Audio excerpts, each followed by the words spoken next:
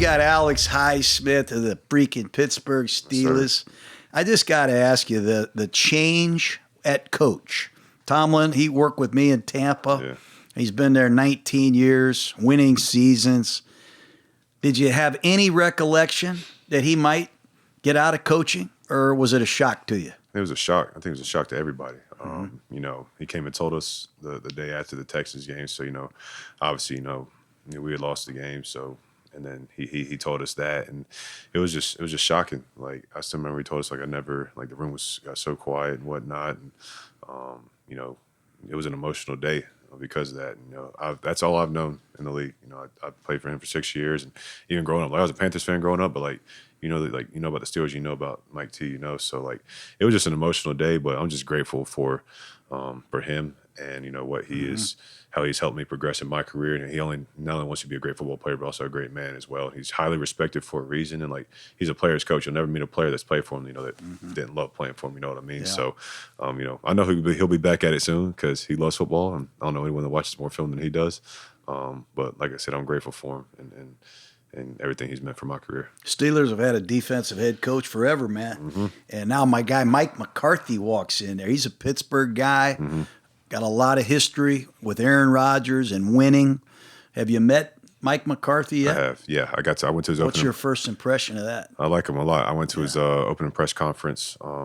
I was there that day, you know, and he was getting emotional. He was getting choked up talking about Pittsburgh because, and it just shows how much he loves the city of Pittsburgh, and he obviously knows about the culture and, you know, what the standard is. So I'm really excited. And I talked with him as well a couple of days later. So I'm really excited to get to work with him, and also talked to Patrick Graham, PG, our defensive coordinator as well. So excited to get to work with him as well. So we'll see what the future holds. So you're keeping the 3-4 defense, base defense in place? Yeah. I don't know when that's ever going to change in Pittsburgh. It's how it's always been, you know. So I think we're pretty sure we'll be keeping that. You know, I got a lot of history calling plays against 3-4 defenses, and they're a pain in the ass. But the key is you got to have a nose tackle who can beat the one-on-one blocks and play a couple gaps in there. Absolutely. And you got to have two guys on the edge. And I just want to hear from you because we'll get into your history here in a second other than Dawson's Creek. But the Steelers have always had badasses on the outside. I mean, Porter, Gilden, Kevin Green, Greg Lloyd. I mean, it goes on and on. James Harrison, and now they get fucking T.J. Watt, and they get you. What is the formula that they're looking for to find all of you guys? I mean, Herbig, look at this guy. He's got like 8 sacks. Then they get Jack Sawyer out of Ohio State. There obviously has to be a mold that they're looking for. What is that mold? Obviously, it's a unique position. You know, we got to be hybrid guys. You know, we got to be able to rush and drop. And I think they just look for guys with relentless motors. And I feel like we all have that in our room. Like all 4 of us, I think, just as an edge rush group, you know, we're the best in the league from top to bottom. So I think that's where it starts. We got to have a relentless motor. Got to be able to get off the rock because, you know, we got a couple calls where, you know, we're just getting up the field, and like when that call is called, like, it's time to go. You know what I mean? So what's that call, like a green call or a go call or what? I ain't gonna put it out there, but it's a call that we all love. But when it's called, like, all right, we know, like, it's time to go. It's time to get out the rock. And I got this Pro Football Focus shit. I mean, I take pride in looking at all these numbers. Who has the best get-offs? Yeah. And you're up there at 0.81. Cooper from the Broncos. Benito's high. Yeah.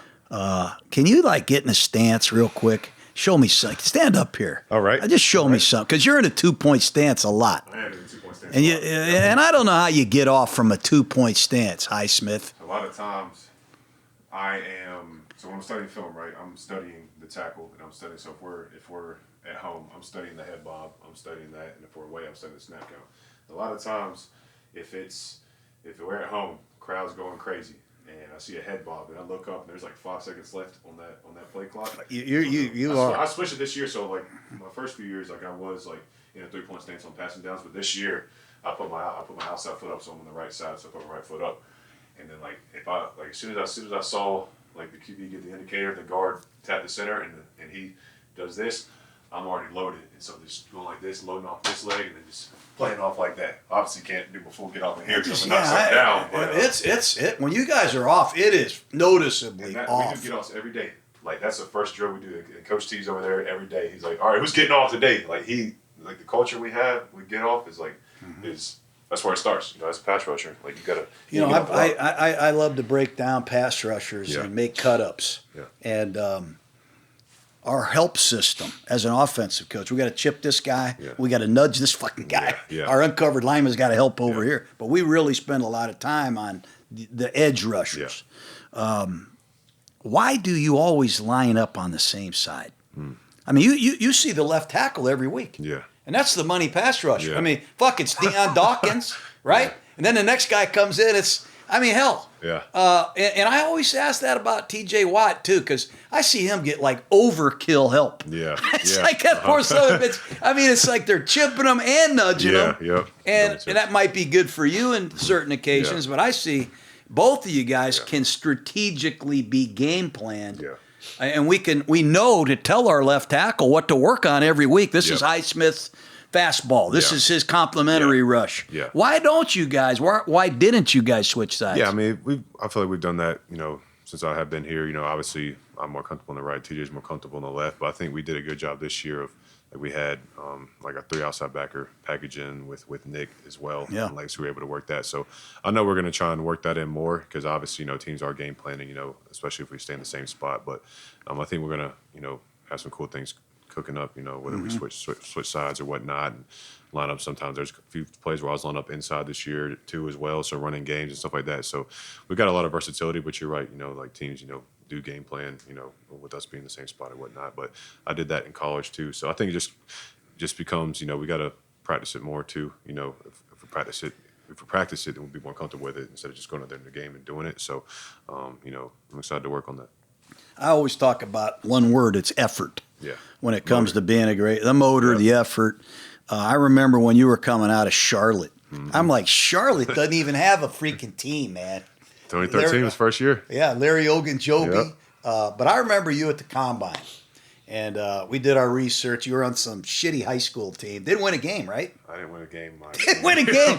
Nobody wants you, right? Yeah. I mean, you're kind of an unknown and kind of a late bloomer, according to my sources. And you end up going to Charlotte. You show up at the Combine with some pretty good film. And then you started running the short shuttles and the 40, and people said, holy shit, you come right into the top of that group. But the word I go back to is effort. It was like all the way you finished at the Combine, the style of play that you had at Charlotte. Where does that come from, and what does that mean to you, putting that out there for people? I mean, I truly believe that, God has given me that spirit, to always finish and to always work hard. I know hard work beats talent, it's that cliche saying, but like that's truly how I've been built. I truly am thankful that God has wired me that way.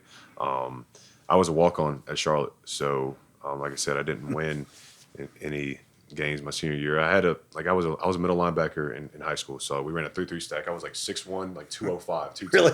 I was a little guy. I could run and make plays and whatnot, but so like this is kind of like the story of how I got to Charlotte or whatever. We were. Like I said, I didn't win a single game in my senior year of high school. And Eugene Ashley High School is the school that I went to in Wilmington, North Carolina. Our rival high school, Hoggard High School, the coach was Scott Braswell Jr. He's won state championships there and whatnot. And his son at the time, Scotty Braswell Jr., was a GA at Charlotte as I was coming out or whatever. And I reached out to coach. I was like, hey, is there any way you can pass my film on to your son and give me a chance, a shot to walk on there? Because I really wanted to go to Charlotte for school. I was an exercise science kinesiology major, so like they had what I wanted to do for school. I love the city, love the campus. And they passed my film on. They gave me a shot to come out to the spring game, like on a visit.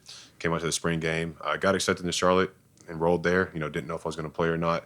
And I remember it's just like sometime in June or July before my freshman year, like I got an email saying, hey, your dorm has been switched from the regular dorm to the football dorm. And I was rooming with some of my best friends from high school at the time, and it got switched. And then they reached out to me and said, that's how I knew I was going to walk on. And I didn't even go to camp my freshman year. I was a true walk on. Came the first day of school and, just, worked my butt off and, just didn't look back. And I just wanted to make sure that, like, you know, I was my best self and I wanted to outwork everybody. Ended up getting a scholarship after my redshirt freshman year. Special team, I was a backup guy my first 2 years. Junior year, it's actually crazy. I played a 4-eye my junior year at 245 pounds. Yeah. I only had 3 sacks, but I had like 18 or 19 TFLs or something like that. It's hard to get anything done. Oh, yeah, I was just getting up the field. Especially we were doing a lot of 3-man rushes too, but we were a great defense that year. We were a great defense. And then you know, we got a whole new staff my senior year. The staff my first year was coached by Brad Lambert. Still really tight with him. Like, he's the man. He's the one who gave me a shot. You know, he gave me a scholarship, and I'm still really tight with him. But the whole new staff came in my senior year. Will Healy was the coach, and he brought in Marcus West, who was actually just the line coach for the Bills this past couple of years. And I went from 3 sacks and then had 14 and a half my last year in college and got put out on the edge. So crazy story. But, you know, people ask me, you know, would you wish you had a scholarship and whatnot? I'm like, nah, like, if I wasn't a walk-on, you know, I wouldn't have worked the way that I did. You still play the same way, like you're the walk-on mentality. That's what I call it. And I always try to have it. You know? I always try to have that walk-on mentality. You know, you as a coach or as a player, you know real players when you see them. And this is my favorite guy. I try to look for players I just love. And you guys got probably my favorite defensive player in the league. I don't know how he does it. He must be 60 years old. He's got a gray fucking beard. Hayward, Cam Hayward. Yeah. We played the Steelers my last year coach, and we actually won the game. And we had a young guard named John Simpson. He was our strongest player. He was a young guy. And we won the game. We're all excited. We come into the locker room, and I see John Simpson sitting in his locker.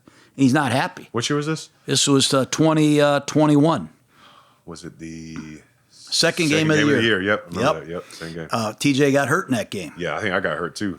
Our right tackle got hurt. But anyways, it was a fucking game. But anyways, we go in the locker room. I'm all excited. We're 2-0. We beat the Steelers, and here's Simpson. I go, what the hell's the matter with you?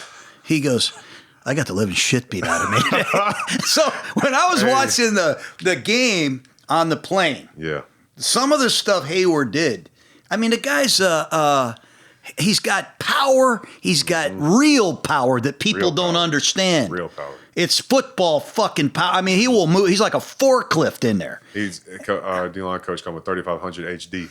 Is that what he is? Yeah. He not a Ferrari. He's a 3500 HD, like run through you. Where does that, I mean, how does that maintain itself? Is he a great practice player? Does he do something? Yeah, I think just the way, so I train with him in the off season and whatnot. Like, we get after, like, we lift heavy. And so, like, he's helped me. I gotten stronger, like, lifting with him. We compete. Obviously, like, I'm not doing the way he does. Some things I do better than him. You know, just what does he do though?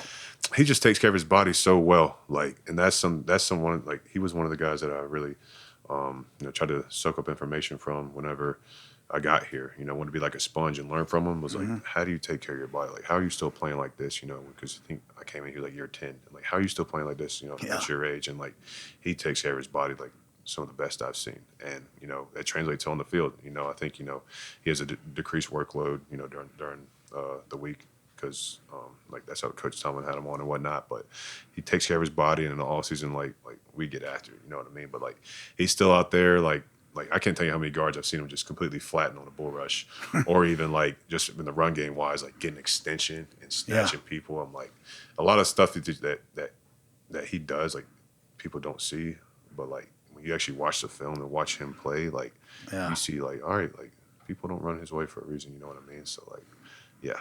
You know, there were times where we play the Steelers. I said, we're going to throw it 50 times today. We're not wasting time. Yeah. We might fake it to the back, but we're going to throw it 50 times. Yeah. And that's how we felt we had to play you guys. But when you guys play, you guys get turnovers. Yeah. And I mean, I was always envious. How come the Steelers are always at the top of the league getting turnovers? Tomlin's a great coach. Dick LeBeau. I know all that shit. But the players... they got to do it. When we won our Super Bowl, we got turnovers and we scored touchdowns. Is there anything that you guys do historically that allow you guys to get turnovers, or is it just great players? It's a combination of both. You know, it's the culture we build during practice. So like, we do turnover circuits like almost every day of the week. But also like in practice, going through drills, going through Indy, like we practice those things, especially from our edge rusher position. Like, the game's changed. Like, you can't hit QBs like you used to. You know what I mean? Like, whenever I'm watching film on guys and I see guys just like the quarterback's like right here with the ball, and I see a guy like do this and not ball search, I'm like, it irks me, because I'm like, the way the game's changed, like you got to be hunting the ball. And like you see a guy like TJ with all the forced fumbles he has, like every time he's sacking the quarterback, you just watch this film, like he's swiping at the ball, he's punching at the ball. God dang, he got my Raiders twice. Yeah, I remember that 21. Son of a bitch. But like, and like for me coming off the backside, usually playing against a bunch of right-handed quarterbacks. Like those are the moments, like like when I'm coming around the edge, like and I see a QB getting ready to throw, like I'm foaming at the mouth, like I'm ready to just reach my hand out there and do that. Like I'll walk around sometimes, like just like doing this. Like I'll be like, "What are you doing?" I'm just muscle memory. I'm coming around the edge, ball search. You know what I mean? So it's like you got to practice those things, and we do a good job of practicing those and ball searching. Guys are running the ball as well. So it just all comes with how you practice and that culture you build. Hey, what was that like playing with Aaron Rodgers, man? It was dope. It was awesome. Like I got a lot of respect for him as a player, but even more respect for the teammate that he is and the person that he is in the locker room. And a lot of guys, obviously respect him. And so it was awesome, getting to know him. And I really hope he does come back this year. So there's no way he can't come back. You guys are going to make him, aren't you? Yeah, especially when Coach McCarthy coming back too and whatnot. Yeah. And like we'd be like during campings, we go to Latrobe. We're out there in the dorms and the middle of PA, an hour and a half away from home. So.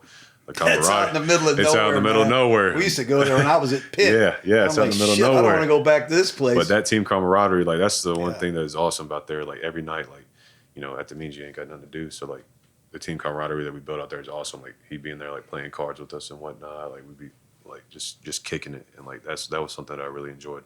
Getting to know him, being his teammate. I'm just an outsider, but I love to study the films. And every week at my office, we break down 2 or 3 games. I don't know if you've ever seen it. Yeah, I do. I see it. Yeah, I do see it. I did the Steelers earlier in the year. You guys went over to London and beat the shit out of Minnesota. I mean, it was an impressive Ireland. Ireland. Yeah. Actually, I didn't play that game. I was upset. That was a great defensive performance. Yeah. I mean, vicious. Balled out. And I got... Like I drank the Kool-Aid. I drank the Kool-Aid. I'm like, this Steelers are going to win the Super Bowl. And I had heard Tomlin say this can be a legendary defense. Yeah. And they had a lot of high-priced, well-known players at every position. Yeah. Corner, safety, Jalen Ramsey coming in here. We got the edge. We got, we got the young kid from Oregon in the first round. This is a badass defense. When you look back on it, I know you guys had a couple injuries that are big. Why didn't that defense just dominate the way that you guys could have? Yeah, I feel like we could have played a lot better because there were some games, like you said, like that Vikings game, and I think it was like the Colts game too. Like there's some games that we like absolutely dominated, and there's some games dominated. Some games we played like a bottom of the league defense. So like it was we just weren't consistent enough, and I feel like we do have the players to be an elite defense, a legendary defense. So we just got to put it all together, and it just starts with in practice, communication, details, and whatnot. And so, like I said, I'm excited to work with Patrick Graham and get to know him. And so, but we have all the pieces, you know what I mean? And we show flashes of that, but it's about putting it together like week after week after week, and not only just creating turnovers, but also like getting off the field and not taking away long drives. You know what I mean? So, just it's got to be about that. What is your signature rush? When you go to the Hall of Fame or you go to the Pro Bowl, or you have that season like you had in 2022, you get 14 and a half sacks, you got like 5 forced fumbles. I'm like, son of a bitch. But like when you summarize your signature rush, is it just speed, get off? It's my get off, and my chop rip. That's my outside, and then my counter inside move is my spin. Are you doing it off the 4th step or the 3rd step? What are you doing? It depends. If I got a vertical setter, I'm obviously waiting a little bit longer. But if I got a spot setter, I'm doing it quicker. I don't think I had a sack off the spin move this year, so I got to get back in the lab on it. But I think for me, it starts with that chop rip, and that was something that I really worked on a lot in college. And same with the spin move. Like I remember, it was like 2017. Like I was right after I got a scholarship at Charlotte, and I started watching it. Like that's when I first started watching NFL film, and I'd be watching guys like like Vaughn and like other guys who are like really good. I got some Dwight Freeney. Like watching guys who are like really good at the spin move, and I would just walk around. I would walk around and just like be in the weight room, just like chop, spin, and people probably looked at me like I'm crazy, but like I think that next year, like I was spinning on everybody, like in my junior year, whatnot, and like even my senior year. So I think. Let's say those 2 moves probably like my chop rip. Yeah, I love learning this. The left tackle, we always put a tight end over there or a slot receiver we call it a rib technique or a lung technique. Yeah. or we put the back over there to take away the speed rush, and you got to convert to power or a stunt or something. Otherwise, we're gonna try to fucking deliver a shock to you. You have to, and even with the running back too. Who are the tackles, individual one-on-one tackles that you go, I got to be ready this week? Yeah. Are there a couple in the league that get your attention? Yeah, absolutely. I think I played against Trent Williams a couple years ago. He's one of the best to do it. That was a really good matchup. It wasn't a good game for us, but I feel like I had some good rushes against him, getting after him. I think it was the first game of the year too, so definitely a lot of respect for him. And also like you said, you mentioned Deion Dawkins earlier. He's a good tackle as well. Played against him a few times and whatnot, so a lot of respect for him as well. So Ronnie Stanley, playing against him every year, we always have some good matchups. So there's a lot of guys that I respect, and I watch their film. It's like, all right, I gotta have a good plan against these guys. But usually I try to start the game with either a speed to power bull rush to like set the tone, or like if it's or just like some type of speed rush to really just trying to set up my inside move. But you got to set the tone from a jump as a pass rusher. Fourth quarter pass rush. I always say, I love offense. We'll beat you with our 2-minute drill, but you got to have a fourth quarter pass rush. Yeah. I mean, we are going to work our ass off to get a lead. Yeah. You guys got to go out there with a minute left and go stop Brady. Yeah. You got to stop these guys. Yeah. What do you think of the Patriots? What do you think of the Seahawks? Their fourth quarter rushers, do they get your attention? Yeah, absolutely. I think they got good guys on both teams. With the Seahawks, we got DeMarcus Lawrence, who's been doing it for a long time.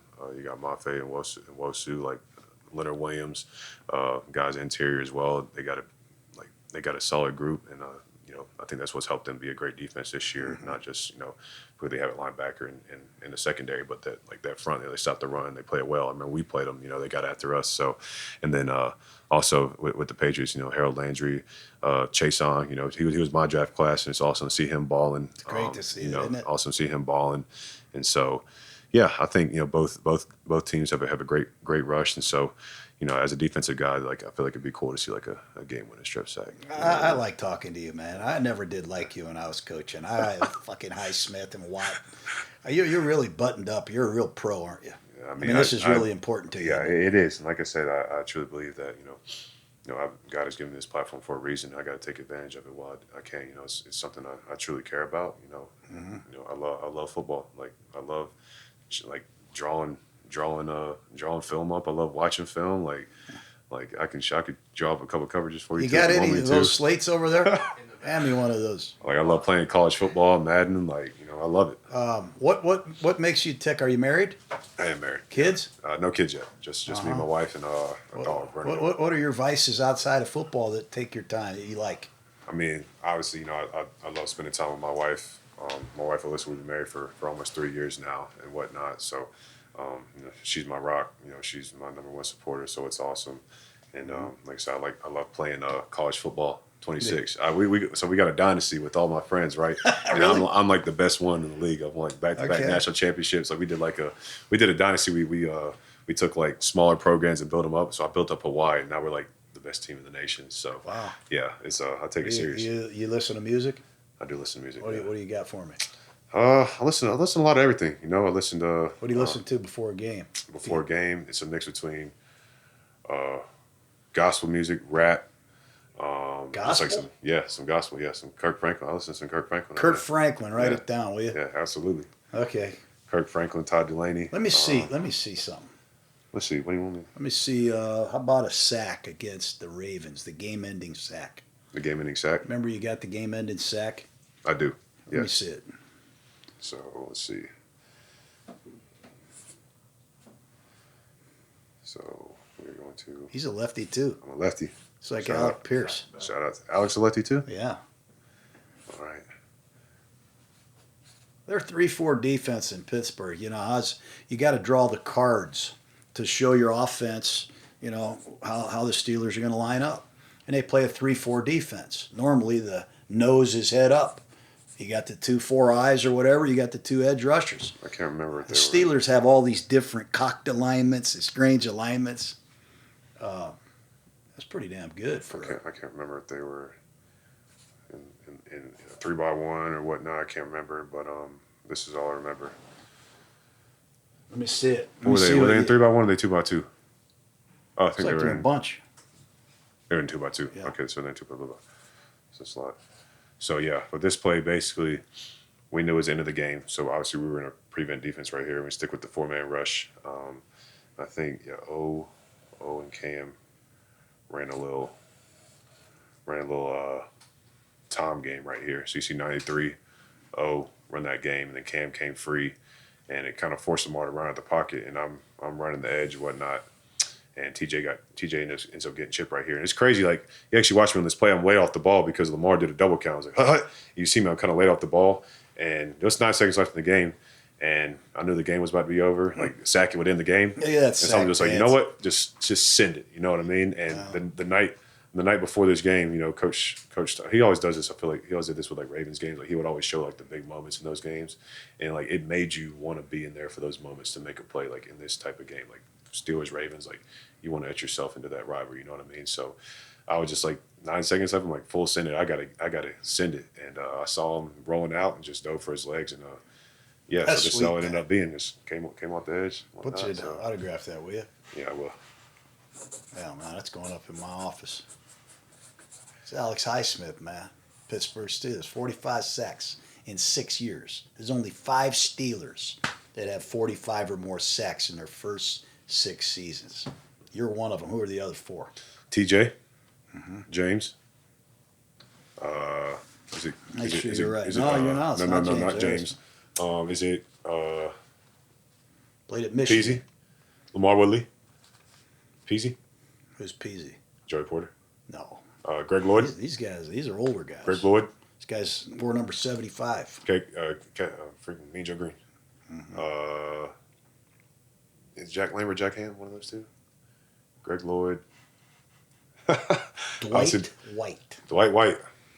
I obviously don't know my Steelers history enough. Do you like see those guys when they walk around the building and shit? Yeah, that's cool. I remember I was coaching Green Bay Packers. The legendary players would walk around. Then I go coach the Raiders, and some of these legendary dudes start walking around. It is chilling, isn't it? It's awesome. Like, I remember my first year. Obviously, I came in during COVID, so like I didn't really meet any guys the first couple years or whatnot.